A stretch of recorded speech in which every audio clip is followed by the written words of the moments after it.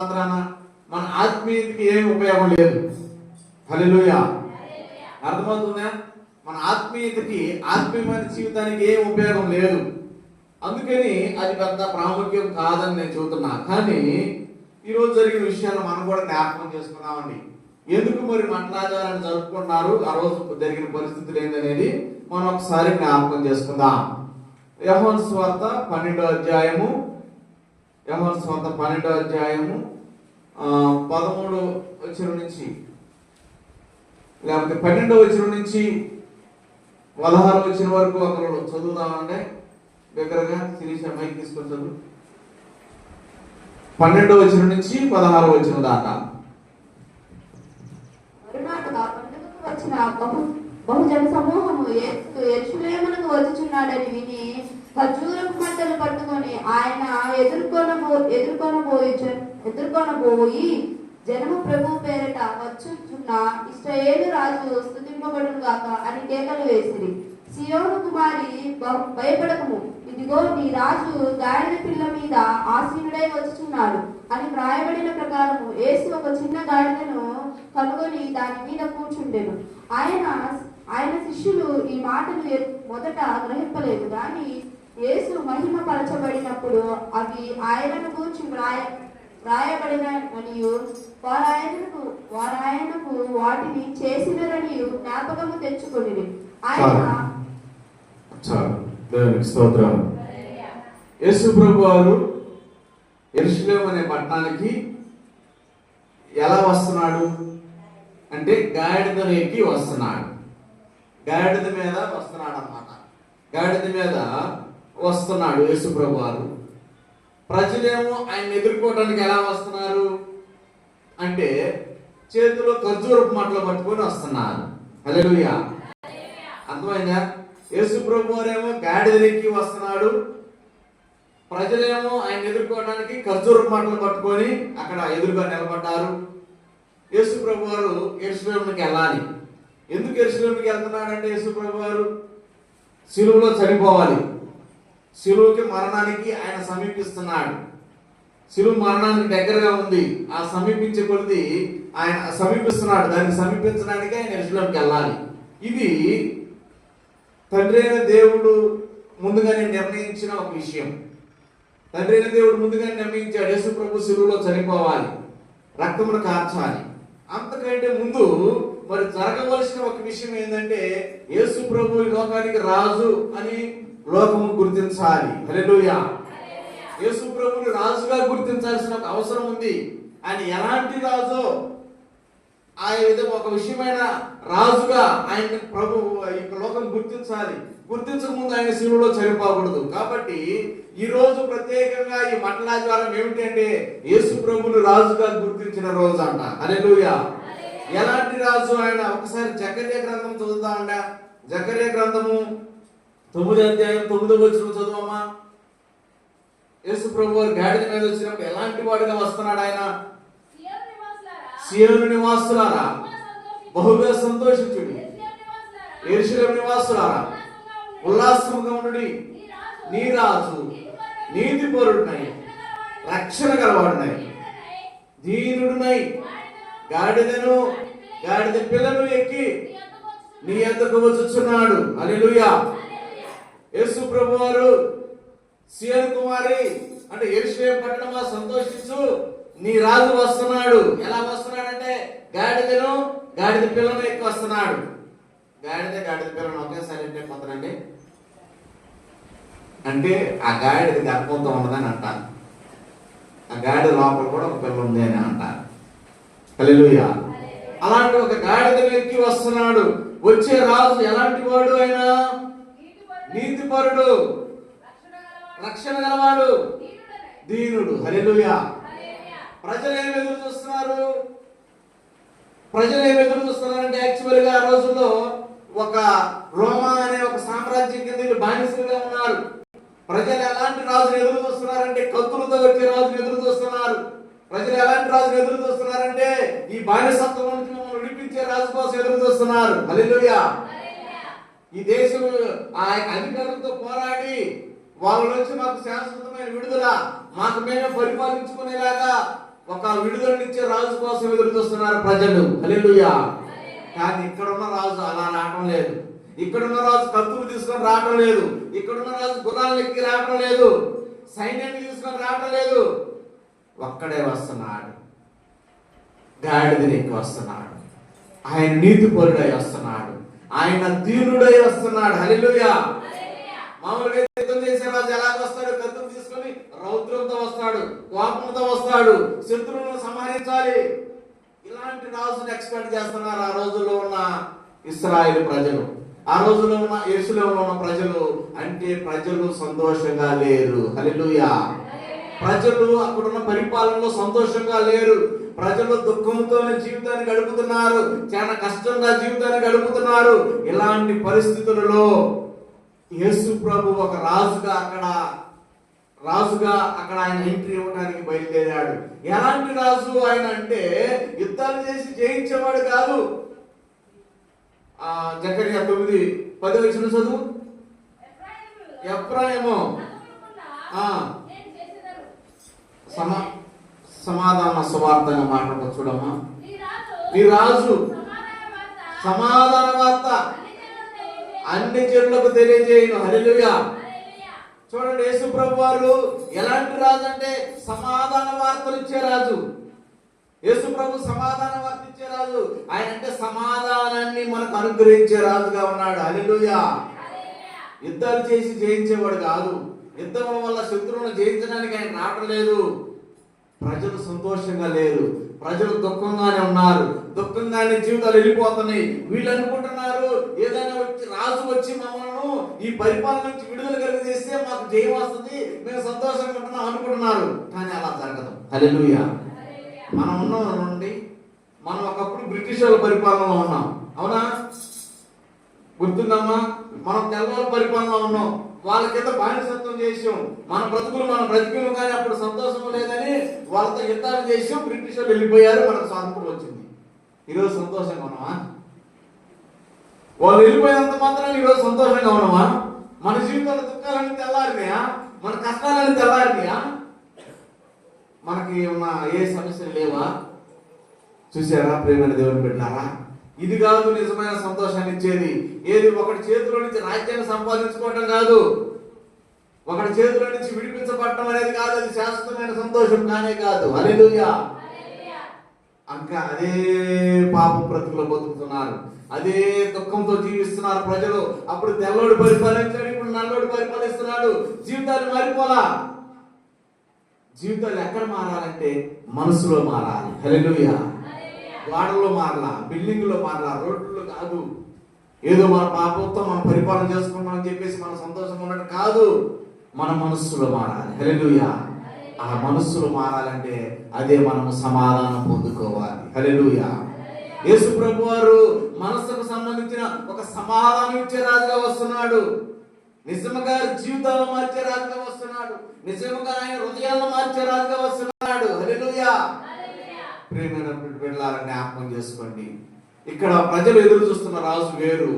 వాళ్ళు అలాంటి రాజు వచ్చినా కానీ ప్రజల్లో సంతోషం అనేది నిజంగా లేదు. నిజంగా సంతోషం కలగాలంటే మన మనస్సులో సమాధానం పొందుకోవాలి, మనస్సులో జీవించాలి, మనస్సు మారాలి. ఎటువంటి సంతోషాన్ని ఇచ్చాడు ఆయన, ఏ విధంగా మార్చాడు ఒకసారి చూద్దామండి. అక్కడ యేసు ప్రభు వారు గాడిద మీద వస్తుంటే గాడిద ఎందుకు ఎక్కొచ్చాడు? గాడిద సమాధానానికి గుర్తు. యుద్ధాలు చేసుకునేటప్పుడు గుర్రం మీద వస్తేనేమో నేను నీతో పోటీ పడతానని అర్థం. గాడిద మీద వస్తున్నాడంటే నేను సమాధానంగా వస్తున్నాను, అంటే నేను నీతో యుద్ధం చేయడానికి రావటం లేదు. హల్లెలూయా. యెరూషలేములో అక్కడ ఆల్రెడీ రాజు ఉన్నాడు. యెరూషలేములో అక్కడ పరిపాలకులు ఉన్నారు.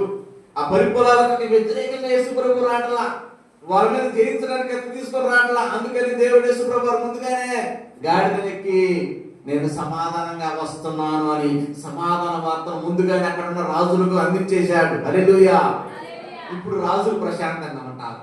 ఇప్పుడు అక్కడ ఉన్న అధికారులు ప్రశాంతంగా ఉంటారు. ఎందుకంటే నా మీదకి వచ్చేవాడు ఎవడు? నాతో యుద్ధం చేయడానికి రావడం లేదు. సమాధానంగా వస్తున్నాడు. కాబట్టి ఇక్కడ ఎటువంటి యుద్ధానికి సంబంధించిన సూచనలు లేవు. కాబట్టి యెరూషలేములో ఉన్న ప్రజలందరూ కూడా సంతోషంగానే ఉంటున్నారు. అటువంటి సమాచారాన్ని, సమాధానకరమైన సమాచారాన్ని యేసు ప్రభువు గాడిదని ఎక్కడం దాని ముందుగానే పంపించేశాడు. హల్లెలూయా.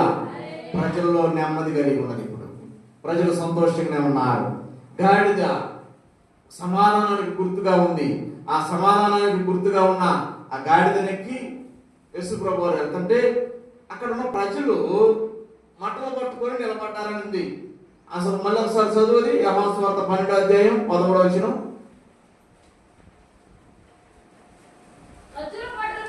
ఖర్జూర మట్టలు పట్టుకొని ఆయన ఎదుర్కొని పోయి జయము ప్రభు పేరిట వచ్చువాడు, ప్రభు పేరిట వచ్చుతున్న ఇశ్రాయేలు రాజు స్తుతించబడును గాక. హల్లెలూయా. అప్పుడు ఇశ్రాయేలు రాజు లేడు, వేరే వాళ్ళు పరిపాలన చేస్తున్నారు. యేసు ప్రభు ఇశ్రాయేలు రాజు కాదు అక్కడ. కానీ అక్కడ ఉన్న ప్రజలు ఏమని కేకలేస్తున్నారు చూడండి. ఖర్జూరపు మట్టలు పట్టుకొని ప్రభు పేరిట వచ్చుతున్న ఇశ్రాయేలు రాజు స్తుతించబడును గాక అని కేకలేస్తున్నారు. హల్లెలూయా.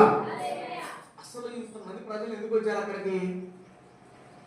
అసలు యేసు ప్రభుని సిలువేయని కేకలేసే ప్రజలు తర్వాత కేకలేస్తారు.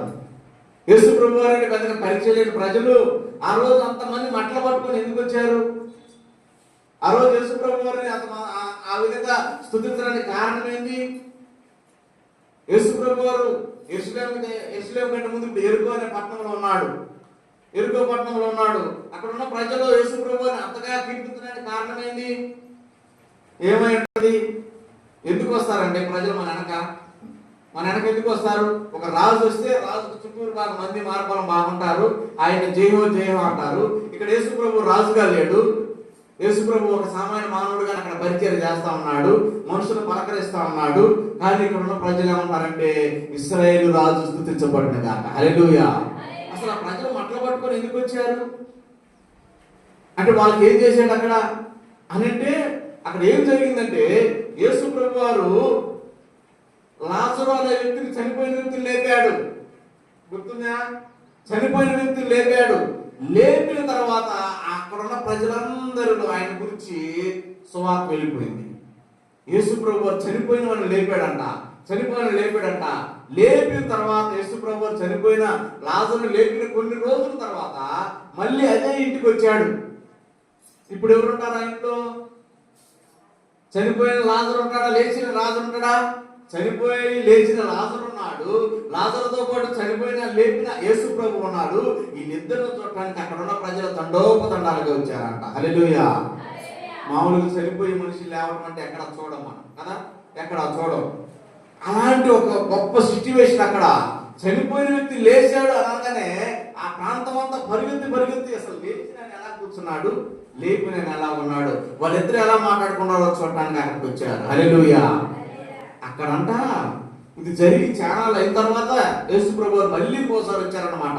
యేసు ప్రభు లేపినప్పుడు కాదు, లేపి అయిపోయిన తర్వాత ఒకసారి అక్కడ 9వ వచనం చూడండి అమ్మా. 9వ వచనం చదువు 12వ అధ్యాయం. యూదులలో సామాన్య జనులు ఆయన అక్కడ ఉన్నాడని తెలుసుకొని యేసును చూసులకు మాత్రమే కాక మృతులలో నుండి లేపిన లాజరును కూడా చూడవచ్చిరి. హల్లెలూయా. అసలు ఎట్లా ఉన్నారో చూద్దాం అని వచ్చారు. ఇంతకుముందు లాజరు చనిపోయినప్పుడు ఆ ఇంట్లో దుఃఖం ఉంది. లాజరు చనిపోయినప్పుడు ఆ ఇంట్లో సంతోషం లేదు. ఆ గ్రామంలో కూడా సంతోషం లేదు. ఇప్పుడైతే లాజరు బ్రతుకున్నాడు. ఆ కుటుంబంలో ఏముందమ్మా? ఇప్పుడు సంతోషం ఉంది. హల్లెలూయా. ఆ గ్రామంలో ఏముంది? ఇప్పుడు సంతోషం ఉంది. హల్లెలూయా. అందరూ పండగ చేసుకున్నారు. ఒక చనిపోయిన వ్యక్తి లేపాడా? ఒక చనిపోయిన వ్యక్తి లేచి నిలబడుతున్నాడా అంటే ఈయనెవరు? గొప్పవాడై ఉన్నాడు. హల్లెలూయా. మనస్సులో నుంచి దుఃఖాన్ని పోగొట్టాడు దేవుడు. హల్లెలూయా. మనుషులందరూ బ్రతుకుతున్నది దేనికోసం అంటే, దేని మీద భయంతో బ్రతుకుతున్నారంటే చావు మీద భయంతో బతుకుతున్నారు. అయ్యో చావటం అంటే భయం, ఎప్పుడు చచ్చిపోతామో ఆ చావు మీద భయంతో బతుకుతున్నారు. అలాంటి భయం నుంచి దేవుడు విడిపించాడు ఇక్కడ. హల్లెలూయా. సావు అనే భయం నుంచి యేసు ప్రభువారు ఆ కుటుంబాన్ని విడిపించాడు. సావు అనే దుఃఖం నుంచి ఆ కుటుంబాన్ని విడిపించాడు. నిజంగా వారి హృదయాల్లో ఈరోజు సమాధానం నిలబడ్డది. హల్లెలూయా. ఇది సమాధానం అంటే. దుఃఖంతో ఆదరించబడిన కుటుంబానికి ఆ భయం నుంచి ఆ మరణ భయం నుంచి పోగొట్టాడు చూడండి, అది రక్షణ అంటే. హల్లెలూయా. ఇది సంతోషాన్ని ఇస్తుందా? ఏదో పరిపాలకుల్లో చేతుల నుంచి మనం విడిపించడం సంతోషం ఇస్తుందా? పరిపాలకుల చేతుల నుంచి విడిపించబడ్డా మన జీవితాలు మారలా, మనమే అనుభవించాలి మన దుఃఖము, మన కుటుంబ స్థితి మనమే అనుభవించాలి. కానీ ఇక్కడ యేసు ప్రభు వారు మరణకరమైన విషయాలను దేవుడు సజీవంగా నిలబెట్టాడు. అంటే ఈ దుఃఖాన్ని, హృదయంలో ఉన్న దుఃఖాన్ని పూర్తిగా పోగొట్టి ఆ కుటుంబంలో సమాధానాన్ని పంచాడు దేవుడు. హల్లెలూయా. ఆ గ్రామంలో సమాధానాన్ని పంచాడు. అనేక మంది వస్తున్నారు యేసు ప్రభుని చూడటానికి. వచ్చి యేసు ప్రభుని చూసి, అక్కడ ఉన్న లాజరును చూసి, తర్వాత వచ్చిన చదువమ్మా 10వ వచనం, అతనిని బట్టి యూదులలో అనేకులు తమ వారిని విడిచి యేసునందు విశ్వాసం ఉంచిరి. హల్లెలూయా. ఎంత గొప్ప విషయం చూడండి ప్రియమైన దేవుని బిడ్డలారా. నిజంగా ప్రజలలో నిజమైన సంతోషం ఎక్కడుందో వాళ్ళు అర్థం చేసుకున్నారు. నిజమైన సమాధానం ఎక్కడుందో అర్థం చేసుకున్నారు. నిజంగా స్వాతంత్రం ఎక్కడ కావాలో వాళ్ళు అర్థం చేసుకున్నారు. ఆ రోజు ఆ ప్రజల్లో వచ్చిన మార్పు, వారి హృదయాల్లో వచ్చిన సంతోషం వారిని ఏం చేసిందంటే, అనేకులు తమ వారిని విడిచి, తమ తల్లిదండ్రులను విడిచి, తమ బంధువులను విడిచి యేసు ప్రభుని వెంబడించారంట. హల్లెలూయా. యేసు ప్రభు వెంబడించమని చెప్పలా, యేసు ప్రభు నన్ను వెంబడించాను అక్కడ చెప్పలా, యేసు ప్రభు వారు నాకు రాజునని అక్కడ చెప్పలా, యేసు ప్రభు నేను వీళ్ళందరినీ మీద రాజ్యం చేయడానికి వచ్చినానని చెప్పలేదు.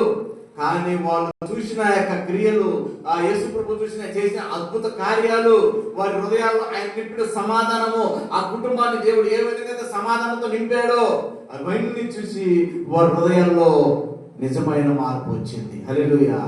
నిజమైన సంతోషం అంటే ఏమిచ్చేదే కదా, నిజమైన సమాధానం అంటే ఏమిచ్చేదే కదా. రాజరికం వల్ల రాదు, మన మీద అధికారులు మారినంత మాత్రాన రాదు. నిజముగా సంతోషాన్ని ఈయన మనకు మరణ భయం తొలగించి అనుగ్రహిస్తున్నాడు అని వాళ్ళందరూ కూడా చాలా సంతోషించారు. హల్లెలూయా. తమ వారిని విడిచిపెట్టారు, బంధువులను విడిచిపెట్టారు, రక్త సంబంధికులను విడిచిపెట్టి యేసు ప్రభువును వెంబడించడం నేర్చుకున్నారు. హల్లెలూయా. వారిలో యేసు ప్రభువును వెంబడించడం నేర్చుకున్న వారిలో ఉన్న సంతోషం ఏంటంటే, వారు వెంటనే యేసు ప్రభు వారు ఇలాగా కొన్ని వేల మంది అక్కడ చేరారు. వాళ్ళందరూ యేసు ప్రభు వెళ్తుంటే, ఎరుకో పట్టణం నుంచి యేసు ప్రభు వెళ్తుంటే వాళ్ళందరూ కూడా చేతుల్లో ఖర్జూర మాటలు పట్టుకున్నారు. హల్లెలూయా.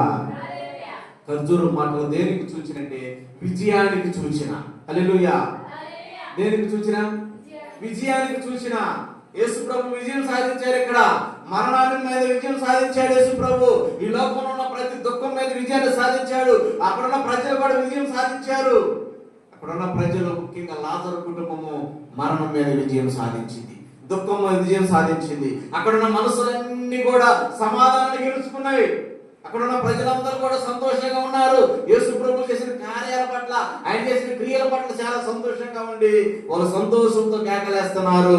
ప్రభు పేరట వచ్చుచున్న వాడు స్తుతించబడును గాక, ఇశ్రాయేలు రాజు స్తుతించబడును గాక అని విజయోత్సాహంతో విజయానికి గుర్తైన ఖర్జూరపు మాటలు పట్టుకొని కేకలు వేస్తున్నారు. హల్లెలూయా. ఖర్జూరపు మాటలు విజయానికి గుర్తుగా ఉన్నవి. ఆ రోజు ఆ విధంగా ప్రజలు నిజమైన ఒక సమాధాన వార్తను వాళ్ళు హృదయంలో పొందుకున్నారు. ఈ రాజు ఇంత ముందులాగా పరిపాలన చేసే రాజు కాదు. ఇంతకుముందు వాళ్ళు ఏమి ఎక్స్పెక్ట్ చేశారంటే, మాకు రోడ్లు వేస్తే బాగుండు, మా జీవితాలు మారుతాయి అనుకున్నారు. మాకు ఒక మంచి ఇల్లు కట్టిస్తే బాగుండు, జీవితాలు మారుతాయి. మా మీద ఈ విధంగా అధికారం చేస్తే బాగుండు, జీవితాలు మారుతాయి. మాకు అన్ని మేలు చేస్తే బాగుండు, ఒక రాజు వచ్చి మమ్మల్ని పరిపాలిస్తే బాగుండు, జీవితాలు మారుతాయి అనుకున్నారు. కానీ అలా ఏం జరగల. వీళ్ళు కొత్తగా ఒక రాజును చూస్తున్నారు. ఎలాంటి రాజు అంటే ఆయన హృదయంలో సంతోషాన్ని ఇచ్చే రాజు. హల్లెలూయా. ఆయన హృదయంలో సంతోషాన్ని, దుఃఖాన్ని తీసివేసే రాజు, మరణాన్ని నుంచి గెలిపించే రాజు. యేసు ప్రభు చనిపోయి తిరిగి లేవకముందే ఒక మనిషిని లేపాడు ఆయన. ఆయన అంటే ఈయనకు మరణం మీద అధికారం ఉన్న రాజు. హల్లెలూయా. ప్రజలు అనుకున్నారు మరణం మీద అధికారం ఉంది. దుఃఖాన్ని పోగొట్టాడు, హృదయంలో సంతోషం ఇచ్చాడంటే ఈయనకి నిజంగా మన జీవితాల మీద అధికారం ఉన్నది. హల్లెలూయా. మన జీవితాల మీద అధికారం ఉన్నదని వాళ్ళంతటా వాళ్ళే అంగీకరించారు యేసు ప్రభుని రాజుగా. యేసు ప్రభు అక్కడ రాజుగా ప్రకటించుకోలేదు, వాళ్ళంతటా వాళ్ళే అంగీకరించారు. ఈయనే మా రాజు. ఎందుకంటే ఇలాంటి వ్యక్తిని మేము ఎప్పుడు చూడాల, ఇలా అద్భుత కార్యాలు చేసే మనిషిని ఎప్పుడు చూడాల, ఇలా ప్రేమగా పలకరించే వాడిని ఎప్పుడు చూడాల. అధికారులు అంటే వచ్చి అంతా ఉంటారు, వాళ్ళు మా పరిస్థితులు పట్టించుకోరు, మా కుటుంబ స్థితులు పట్టించుకోరు. కానీ ఏనైతే మాతో చక్కగా మాట్లాడుతున్నాడు, ఏనైతే ప్రేమ వాక్యాలు మాతో మాట్లాడుతున్నాడు, మాలో ఉన్న దుఃఖాన్ని తీసివేస్తున్నాడు, మా కుటుంబంలో ఉన్న కష్టాలను పంచుకుంటున్నాడు, ఈయన సంతోషాన్ని ఇచ్చాడు మాకు. హల్లెలూయా. ఆయన సంతోషాన్ని ఇచ్చిన రాజు ప్రేమైన దేవుని బిడ్డలారా, హృదయంలో సమాధానం ఇచ్చిన రాజు ప్రేమైన దేవుని బిడ్డలారా, మరణం మీద అధికారం ఇచ్చిన దేవుడు ప్రేమైన దేవుని బిడ్డలారా, జ్ఞాపకం చేసుకోండి. ఈ లోకంలో ఉన్న రాజులు మరణం మీద ఎవరికి అధికారం లేదు, మరణాన్ని ఎవరు శాసించలేరు. రాజులు చనిపోవలసిన వాళ్ళే ఒక రోజు. కానీ మన యేసు రాజు ఆయన మరణం మీద అధికారం కలిగిన వాడు, అందుకే ఆయన రాజులకు రాజు అయి ఉన్నాడు. హల్లెలూయా. అందుకని ప్రజలు వాళ్ళంతటా వాళ్ళే అంగీకరించారు, ఈయన ఇశ్రాయేలు రాజు, ఈయన ఇశ్రాయేలు పరిపాలించు రాజు అని చెప్పేసి ఇశ్రాయేలు పరిపాలించు రాజుకు జయము అంటూ కేకలు వేస్తున్నారు. వాళ్ళు నిజంగా యేసు ప్రభుని రాజుగా గుర్తించారు, హృదయంలో గుర్తించారు. మనం ఏ విధంగా గుర్తిస్తాం యేసు ప్రభు అని జ్ఞాపకం చేసుకోవాలి. మనము సంతోషాన్నిచ్చే రాజుగా గుర్తిస్తున్నామా, మనము మరి సంపదించే రాజుగా గుర్తిస్తున్నామా, స్వస్థతనిచ్చే వారిగా గుర్తిస్తున్నామా, అన్నిటికంటే ముఖ్యంగా జీవితంలో మరణం మీద కూడా అధికారం కలిగిన వారిగా గుర్తిస్తున్నామా లేదా జ్ఞాపకం చేసుకోవాలి. మరణము మీద కూడా అధికారం, సృష్టి మీద అధికారం కలిగిన దేవుడు, మన హృదయాల్లో సమాధానం ఇవ్వగలిగిన వాడు. ఈ లోకంలో వచ్చే సంపద మనకు సమాధానం ఇవ్వకపోవచ్చు, ఈ లోకంలో కుటుంబస్తులు మనకు సమాధానాన్ని హృదయంలో సంతోషాన్ని ఇవ్వకపోవచ్చు, ఈ లోకంలో మనకు పొందుకునే భోగభాగ్యాలు మనకు సంతోషాన్ని ఇవ్వకపోవచ్చు. అవి వస్తాయని గ్యారెంటీ లేదు. కానీ యేసు ప్రభువు నిజంగా హృదయంలో సంతోషాన్ని ఇచ్చేవాడుగా ఉన్నాడు. హల్లెలూయా. అక్కడ లాజరు కుటుంబం సంతోషంగా ఉంది, లాజరు ఉన్న బెతనియా అనే గ్రామం సంతోషంగా ఉంది, అక్కడ ఎరుకలో ఉన్న ప్రజలందరూ సంతోషంగా ఉన్నారు. వారు నిజంగా సంతోషభరితులై బట్టలు పరిచారంట కింద యేసు ప్రభు వారికి. హల్లెలూయా. ఏం చేశారు? ఇళ్లలో ఉన్న బట్టలు తీసుకొచ్చి పరిచారంట. యేసు ప్రభు చెప్పలా పోరమ్మని. నాయకులు వస్తే మాకు ముందుగానే చెబుతారు, పొలదండ పట్టుకుని రెడీగా ఉండండి అని. అక్కడ యేసు ప్రభు వారికి చెప్పాల్సిన అవసరంలా ఇళ్లలో ఉన్న బట్టలు తీసుకొచ్చి పరిచారు. యేసు ప్రభు వారి గాడిద మీద వస్తున్నాడని మట్టలు తీసుకొచ్చారు, వాళ్ళంతటా వాళ్ళే చెట్లు కొట్టుకొని తీసుకొచ్చారు, జయము జయమని కేకలేస్తున్నారు. వాళ్ళ హృదయాల్లో అంత సంతోషంగా ఉన్నాయి. హల్లెలూయా. వాళ్ళు హృదయపూర్వకంగా అంగీకరించారు, ఈయన నిజమైన సంతోషాన్ని ఇచ్చేవాడు. ఇది సమాధానం అంటే, ఇది సంతోషం అంటే వాళ్ళు గ్రహించి ఆ విధంగా యేసు ప్రభుని హృదయాల్లోకి ఆహ్వానించుకున్నారు. హల్లెలూయా. ప్రేమైన దేవుని బిడ్డలారా, మనం కూడా మట్టలు పట్టుకొని నిలబడాల్సిన రోజు ఒకటి వస్తుంది. మనం కూడా యేసు ప్రభుని నిజంగా ఆయన నాకు సంతోషాన్ని ఇచ్చేవాడు, సమాధానం ఇచ్చేవాడు అని గ్రహిస్తే మనం ఒకరోజు మనము కూడా జయోత్సాహంతో మట్టలు పట్టుకోవాలంట. ఎప్పుడు పట్టుకుంటామంటే, ఒకసారి ప్రకటన గ్రంథం 9వ అధ్యాయం 7వ అధ్యాయం 9వ వచనం చదువు. ప్రకటన 7వ అధ్యాయం 9వ వచనం.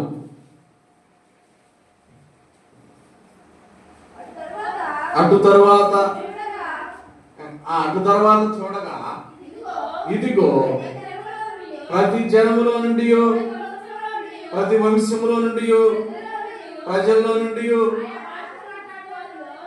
ఆయా భాషలు మాట్లాడే వాళ్ళ నుండి వచ్చి ఎవడును లెక్కింపజాలని గొప్ప సమూహము కనబడెను. వారు తెల్లని వస్త్రములు ధరించుకున్న వారై ఖర్జూరు మొట్టలు చేత పట్టుకొని సింహాసనం ఎదుటను గొర్రెపిల్ల ఎదుటను నిలవబడి, సింహాసనాసీనుడైన మా దేవునికి గొర్రె పిల్లకును మా రక్షణకై స్తోత్రం అని ఎలుగెత్తి చెప్పిరి. హల్లెలూయా. యేసు ప్రభు మళ్ళీ వస్తాడండి. యేసు ప్రభు ఈసారి ఎలా వస్తాడు? యేసు ప్రభు ఒకసారి వచ్చాడు, ఆయన దీనుడై వచ్చాడు, ఆయన నీతిపరుడై వచ్చాడు, ఆయన సమాధానానికి అధిపతి వచ్చాడు, మన హృదయాల సమాధానాన్ని నింపాడు. ఆయన యుద్ధం చేయడానికి రాలా, ఆయన వ్యతిరేకించిన శత్రువులతో పోరాటానికి అసలే రాలా ఆయన. హల్లెలూయా. శత్రువులు ఉన్నారో లేదా? వ్యతిరేకించారా లేదా? పిలాతు వ్యతిరేకించాడు, హేరోదు వ్యతిరేకించాడు, అక్కడ ఉన్న ప్రజలందరూ వ్యతిరేకించారు, సిలువేయమని కేకలేశారు, ప్రధాన యాజకులు వ్యతిరేకించారు, శాస్త్రులు వ్యతిరేకించారు.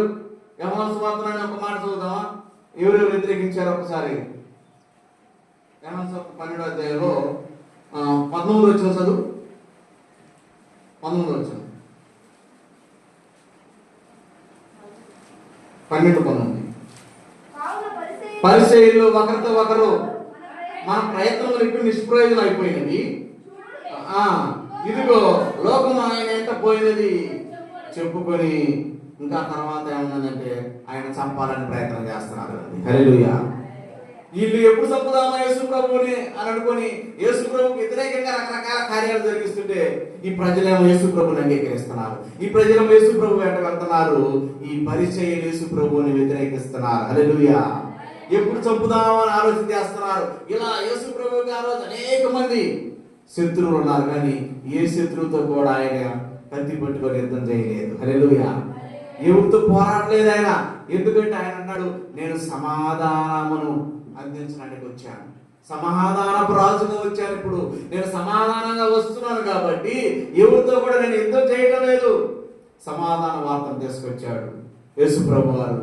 శిలువలో మరణించేటప్పుడు కూడా శత్రువులను క్షమించాడే తప్ప ఎవరితో కూడా వాగ్వాదాన్ని దిగలేదు, గొడవ చేయలేదు, యుద్ధము కూడా చేయలేదు. హల్లెలూయా. యేసు ప్రభు సమాధానాన్ని తీసుకోవడానికి ఈ లోకానికి వచ్చాడు. యేసు ప్రభు సంతోషాన్ని ఇవ్వడానికి ఈ లోకానికి వచ్చాడు. కాబట్టి ఇప్పుడు దాకా ఆయన ఎవరితో యుద్ధము చేయలేదు. కానీ యేసు ప్రభు మళ్ళీ వస్తున్నాడు. ఈసారి వచ్చినప్పుడు ఎలాగొస్తాడు అంటే, ఈసారి ఎలాగొస్తాడు? ఇప్పుడు గాడిద మీద వచ్చాడు కదా, ఈసారి గుర్రం మీద వస్తాడు. హల్లెలూయా. గుర్రం మీద వస్తాడు. ఒకసారి రెవల్యూషన్ 19 ప్రకటన గ్రంథం 19 అధ్యాయం 11 వచ్చిన చదువు. ప్రకటన 19:11 నుంచి. మరియు పరలోకము తెరవబడుటయు తెల్లని గుర్రం ఒకటి కనబడెను. దాని మీద కూర్చుని ఉన్నవాడు నమ్మదగిన వాడు, సత్యవంతుడు అను నామము గలవాడు. ఆయన నీతిని బట్టి విమర్శ చేయొచ్చు, యుద్ధము జరిగించుచున్నాడు. ఆయన నేత్రములు అగ్నిజ్వాల వంటివి. ఆయన శిరస్సు మీద అనేక కిరీటములు నేను రాయబడిన ఒక నామం ఆయనకు కలదు. అది ఆయనకే గాని మరి ఎవరికి తెలియదు. రక్తములో ముంచబడిన వస్త్రము ఆయన ధరించుకొని ఉండేను. దేవుని వాక్యము అను నామం ఆయనకు పెట్టబడి ఉన్నది. హల్లెలూయా. ఇక్కడ ఎలాగున్నాడు యేసు ప్రభు? ఎలాగొస్తున్నాడట? ఒక తెల్లని గుర్రం మీద వస్తున్నాడు. నీతిని బట్టి విమర్శ చేయొచ్చు, యుద్ధము జరిగిస్తూ ఉన్నాడు. హల్లెలూయా. గుర్రం మీద వచ్చింది దాని అర్థమైంది, యుద్ధానికి వస్తానంటే యేసు ప్రభు ఈసారి యుద్ధానికే వస్తాడు అనమాట. ఇప్పుడు సమాధానంగా వచ్చాడు ఆయన. అందుకనే బాలుడుగా పశువుల తొట్టిలో పుట్టాడు, ప్రజల్లోనే జీవించాడు, ప్రజలతో మమేకమయ్యాడు, ప్రజలతో మాట్లాడాడు. ఏ జీవితంలో అయితే దుఃఖం ఉందో దుఃఖాన్ని తీసివేశాడు, ఏ జీవితంలో సంతోషం లేదో వాళ్ళకి సంతోషాన్ని ఇవ్వడానికి ప్రయత్నం చేశాడు. ఎందుకంటే ఆయన నీతి కలిగిన సమాధానాధిపతి కాబట్టి. హల్లెలూయా. యేసు ప్రభు పుట్టినప్పుడు అన్నారు ఆయనకు సమాధానాధిపతి అని పేరు పెట్టబడుతుంది. ఆయన సమాధానం ఇవ్వడానికి వస్తున్నాడు కాబట్టి ఆయన సమాధాన పూర్వకంగానే ఈ లోకంలో ముగించాడు. మరణాన్ని, ఆ తర్వాత మరణం నుంచి జయాన్ని కూడా సమాధానంగానే ముగించారు. కానీ ఎవరితో కూడా యుద్ధం చేయాలి ఆయన. హల్లెలూయా. అవునా కదా? యుద్ధం చేశాడా? పిలాతు అన్నాడు, ఏంది ఏం మాట్లాడవా నాతో, నేను నిన్ను విడుదల చేయడానికి అధికారం ఉందయ్యా అని పిలాతు అన్నట్టు యేసు ప్రభు అన్నాడు, అది పైనుంచి ఇవ్వబట్టే నీ దగ్గర ఉంది కాబట్టి, లేకపోతే నీకు అధికారం లేదన్నాడు. హల్లెలూయా. పైనుంచి ఇవ్వబడింది కాబట్టి నీకు అధికారం ఉంది, లేకపోతే లేదు. ఎందుకంటే నేను ఇప్పుడు సమాధానంగా వచ్చా ఈ లోకానికి, సమాధానమైన సువార్తను తీసుకొచ్చా ఈ లోకానికి. సంతోషకరమైన సువార్తను, నిజమైన సంతోషాన్ని, నిజమైన సమాధానాన్ని హృదయంలో ఇవ్వడానికి నేను వచ్చా అని యేసు ప్రభు వారు అంటున్నారు. హల్లెలూయా. యేసు ప్రభు వారిని ప్రజలు వాళ్ళంతటా వాళ్ళు అంగీకరించారండి. యేసు ప్రభు చెప్పాలా నేను నీకు రాజునని, యేసు ప్రభు చెప్పాలా నేను ఇశ్రాయేలు రాజునని వాళ్ళంతటా వాళ్ళే అంగీకరించారు. వాళ్ళంతటా వాళ్ళే ఖర్జూర పంటలు పట్టుకున్నారంటే యేసు ప్రభువుని వారు రాజుగా గుర్తించారు. హల్లెలూయా. హృదయాలు లేని రాజుగా గుర్తించాడు. ప్రేమైన దేవుని బిడ్డలారా, నువ్వు నేను కూడా హృదయాలు లేని రాజుగా యేసు ప్రభువును గుర్తించినట్లయితే, మన హృదయాల్లో ఆయన ఆహ్వానించినట్లయితే, ఆయన మనకు ఈ లోకంలో రాజులు చేయలేని పనిని, ఈ లోకంలో అధికారులు చేయలేని పనిని, ఈ లోకంలో మన తల్లిదండ్రులు, మన బంధువులు కూడా చేయలేని, ఇవ్వలేని సమాధానాన్ని ఇచ్చే దేవుడుగా ఉన్నాడు. హల్లెలూయా. అధికారాలు మారినంత మాత్రాన హృదయంలో సంతోషం రాదు. మన కుటుంబ స్థితులు మెరుగైనంత మాత్రాన మనలో ఉండి దుఃఖం పోవటం లేదు. ఆ మరణ భయం పోవటం లేదు మనకి. ఎప్పుడు చచ్చిపోతున్న భయం కదా. హల్లెలూయా. ఎప్పుడు చచ్చిపోతాం భయం. యేసు ప్రభు అన్నాడు, ఇది కాదు, నేను అక్కడ తీసుకుపోతాను అంటున్నాడు. హల్లెలూయా. ఎక్కడికి? సింహాసనం ఎదుట. సింహాసనం ఎదుట యేసు ప్రభు అని అంటున్నాడు. ఆ రోజు అన్నాడు, తెల్లని వస్త్రాలు ధరించుకొని ఎంతమంది వచ్చారంట? నాకు చదువుకున్నాం కదా 7వ అధ్యాయం ప్రకటనలో, లెక్కించలేని ప్రజలు వచ్చారంట. హల్లెలూయా. ఎంతమంది? లెక్కించలేని ప్రజలు వచ్చారంట. చూడు ఒకసారి 7:9. ఆయా భాషలు మాట్లాడే వారి నుండి ఎవడును లెక్కింపజేయని గొప్ప సమూహము తెల్లని వస్త్రాలు ధరించుకొని ఖర్జూరపు మట్టలు పట్టుకొని సింహాసనం ఎదుట దేవుని గొర్రెపిల్ల ఎదుట నిలబడ్డారు. హల్లెలూయా. మనల్ని కూడా యేసు ప్రభు వారు ఆ గుంపులో చేర్చాలనుకుంటున్నారు. ఈ తెల్లని బట్టలు కలిగిన వారి గుంపులో ఖర్జూరపు మట్టలు పట్టుకొని ఎక్కడ నిలబడాలంటే సింహాసనం ఎదుట నిలబడాలి. హల్లెలూయా.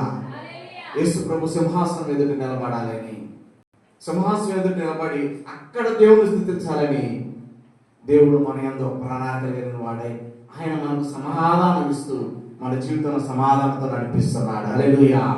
కాబట్టి ప్రియమైన దేవుని బిడ్డలారా, మనం అక్కడ కనపడాలంటే, అక్కడ మట్టలు పట్టుకొని యేసు ప్రభుని స్తుతించాలంటే ఇక్కడ మన హృదయం యేసు ప్రభుని ఆహ్వానించాలి. ఆయన సమాధానం రాజుగా గుర్తించాలి. ఇంకా ఎప్పుడు పోరాటాలు కాదు, ఎప్పుడు యుద్ధాలు కాదు, యుద్ధాలతో జయించడం కాదు, శత్రువును క్షమించడం నేర్చుకోవాలి. మనము యేసు ప్రభు ఎలాగైతే శత్రువును క్షమించాడో, శత్రువును క్షమించడం ద్వారా హృదయంలోకి సమాధానం వస్తుంది. హల్లెలూయా. శత్రువు మీద పగ తీర్చుకోవడం ద్వారా సమాధానం రాదు. శత్రువు మీద పగ తీర్చుకోవడం ద్వారా సంతోషం రావడం లేదు. శత్రువును క్షమించడం వల్ల సమాధానం వస్తుంది.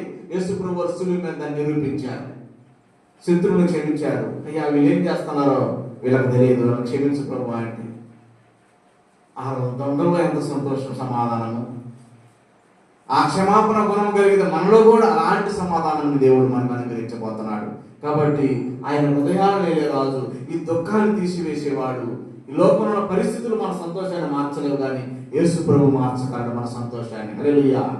అక్కడున్న ప్రజల యొక్క పరిస్థితులను మార్చాడు. అక్కడున్న ఇంటి చుట్టుపక్కల వాళ్ళందరూ లాజరు లేపిన దేవుడు ఈయన గొప్పవాడని తల్లిదండ్రులు విడిచిపెట్టారు, బంధుమిత్రులు వదిలిపెట్టి నిజమైన సంతోషాన్ని వెతుక్కుంటూ వెళ్ళిపోయారు. హల్లెలూయా.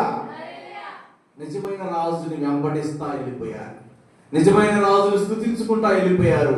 యెరూషలేములో వీధుల్లోకి మట్టలు పట్టుకుంటూ ప్రభుని స్తుతించారు. ఎందుకంటే వారు నిజమైన రాజుని వారు ఆ రోజు చూశారు. నిజంగా హృదయంలో సంతోషాలను అనుభవించారు. ప్రభు చేసిన అలాంటి కార్యాలు మన జీవితంలో కూడా దేవుడు ఎన్నో చేశాడు. అక్కడ లాజరు లేపడమే, కానీ ఇక్కడ మన జీవితంలో కూడా అలాంటివి అనేకమైన చేశాడు. ఆయన ఎప్పటికీ అంటున్నాడు, ఈ లోకంలో అధికారాన్ని మార్చడం వల్ల నీ జీవితాన్ని మార్చాలని ప్రభు ఇష్టపడలేదు. ఈ లోకంలో ఉన్న వస్తువులు పెరగటం వల్ల మన జీవితాన్ని మార్చాలని అనుకున్న రాజు కాదేనా, మన ఆత్మలకు సంబంధించిన రాజు అయినా. హల్లెలూయా. మన ఆత్మలో ఉన్న దుఃఖాన్ని తీసివేసేవాడు, మన ఆత్మలో ఉన్న పాపాన్ని తీసివేసేవాడు, మన మనసులో ఉన్న మాలిన్యాన్ని తీసివేసే ఆయన, సంతోషాన్ని ఇచ్చే రాజు అయినా. హల్లెలూయా. ఈ సమాధానాధిపతి రాజు. సీయోను సంతోషించుము, ప్రజలారా ఉల్లాసించండి. ఈ రోజు వస్తున్న రాజు ఎలాంటి వాడు అంటే మన జీవితాలను మార్చేవాడు. కుటుంబాల్లో సంతోషం ఇస్తాడు, జీవితంలో సంతోషం ఇస్తాడు, సమాధానం ఇస్తాడు. ఈ లోక సంబంధమైన మనీ, దాన్ని డబ్బులు ఇవ్వలేవు, ఈ లోకంలో ఉన్న మనుషులు ఇవ్వలేరు. అది కేవలం యేసు ప్రభు వారు మాత్రమే ఇవ్వగలడు. హల్లెలూయా. కాబట్టి అటువంటి రాజును మన హృదయంలో అంగీకరించినట్లయితే, అటువంటి రాజుగా యేసు ప్రభు సంతోషాన్ని ఇచ్చేవాడు. ఆస్తులు పక్కన పెట్టండి, కూలీలు పక్కన పెట్టండి, స్వస్థతలు పక్కన పెట్టండి. మా ప్రేమ దేవుని బిడ్డలు, ఇవి కాదు, ఇవి మాత్రమే కాదు ప్రభు చేసేది. మించింది ఎన్నటికి తీసివేయబడలేని సంతోషం, ఎవరు ఇవ్వలేని సంతోషం, అది ఇస్తాడు. అది ఇవ్వాలంటే ప్రభువుని అంగీకరించాలి. మనం ప్రభువుని ఒక రాజుగా అంగీకరించాలి, గుర్తించాలి. ప్రజలు గుర్తించారు. అక్కడ మార్తా ఇంట్లో సంతోషం వచ్చింది. ఎంత వచ్చింది సంతోషం, ఆశ్చర్యపోయారు.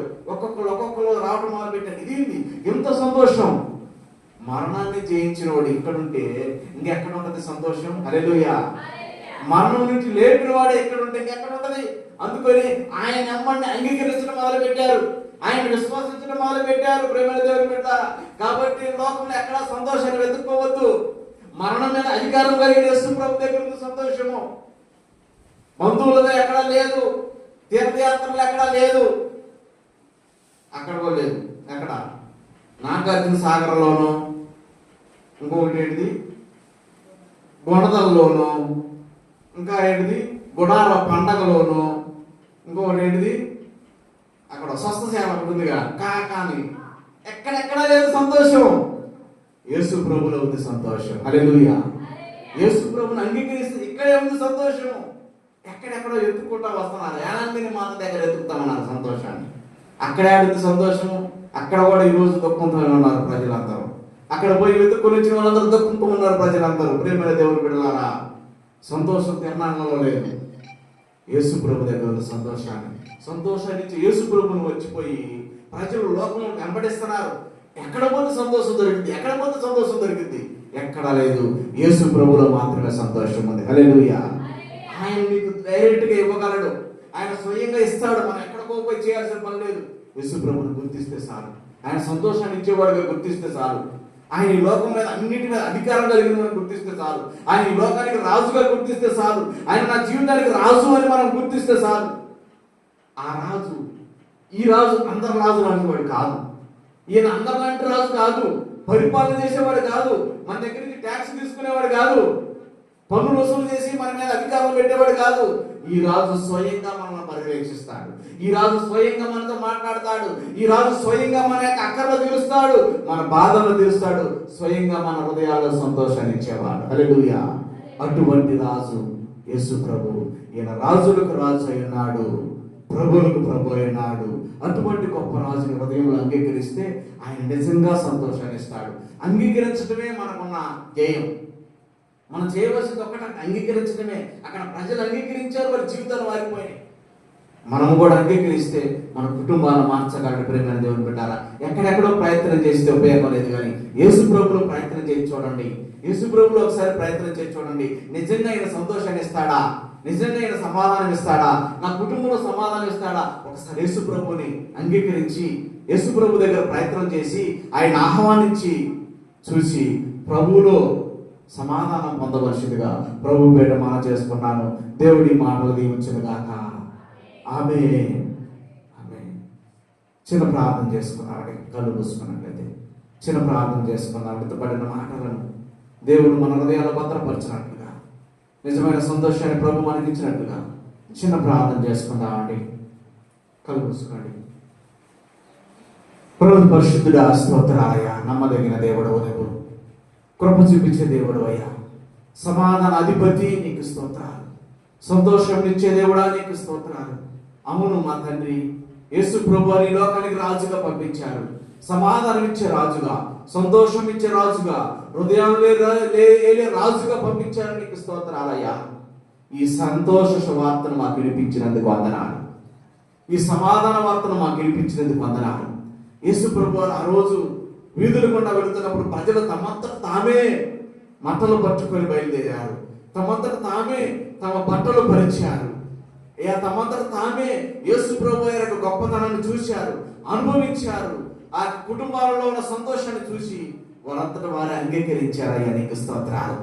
అవును ప్రభు, మా జీవితాల్లో కూడా మేము అనేకమైన యేసు ప్రభు వారి వాళ్ళ గొప్ప విషయాలను చూశాం, కానీ కొన్ని సమయాల్లో యేసు ప్రభు వారు సంతోషం ఇచ్చేవాడిగా, యేసు ప్రభు వారిని మా జీవితాలకు రాజుగా అంగీకరించలేకపోతున్నాము. మమ్మల్ని క్షమించండి అయ్యా.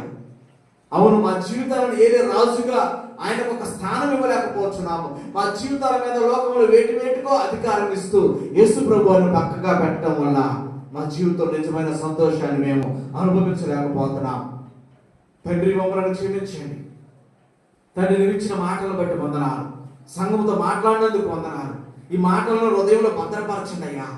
ఈ మాటలు ఫలించినట్లుగా ఆశీర్వదించండి ప్రభా. ఈ 30 60 100 ఫలించాలి తండ్రి. ఏ హృదయం నుంచి మాటలు వెతుకోకూడదు నాయన. నిజముగా ప్రభుకి జీవితం మీద అధికారం ఇచ్చే జ్ఞానాన్ని ఇవ్వండి, హృదయంలో అధికారం ఇచ్చే జ్ఞానాన్ని ఇవ్వండి, హృదయంలో అంగీకరించే మనస్సు ఇవ్వండి. ఈ రాజు మాత్రమే జీవితాలను మార్చగలడు అని తెలుసుకొని అధికారం ఏమిటో నేర్పించండి అయ్యా. జీవితం అంతా మేము అధికారం యేసు ప్రభుకే ఇవ్వాలి. మా జీవితాల మీద ప్రతి నిర్ణయం మీద ఆయనకి అధికారం ఇచ్చే జ్ఞానాన్ని మా అందరికి ఇచ్చి, ఆ రాజు ఇచ్చే సంతోషాన్ని, నిజమైన సంతోషాన్ని మేము అనుభవించినట్లుగా మా జీవితంలో నీ కృపను అనుగ్రహించండి. అంత మాత్రమే కాదు తండ్రి, యేసు ప్రభు వారు రారాయణ రెండవ రాకడలో మేము కూడా సింహాసనం మీద ఖర్జూరపు మట్టలు పట్టుకొని తెల్లని వస్త్రములు ధరించుకొని ఆయా ప్రభువుని స్తుతించినట్లుగా గొప్ప భాగ్యాన్ని మాకు అనుగ్రహించి ఆ రక్షణను మేము చేత పట్టుకొని జీవించే కృపను దయచేయమని, ఆ సంతోషాన్ని మా జీవిత కాలము కొనసాగించుకునే కృపను దయచేయమని, నిజమైన సంతోషాన్ని ప్రతి హృదయంలో అనుగ్రహించండి అయ్యా. ఇంకా ఎవరైతే నిజమైన సంతోషాన్ని గ్రహించలేకపోతున్నారో, అనుభవించలేకపోతున్నారో, అయ్యా ప్రభు తెలుసుకోలేకపోతున్నారో, అటువంటి వారితో మీరు మాట్లాడమని పరిశుద్ధాత్మ దేవా నిన్ను వేడుకుంటూ యేసు ప్రభు వారి నామమున అడుగుచూ ప్రార్థిస్తున్నాను మా పరమ తండ్రి, ఆమేన్.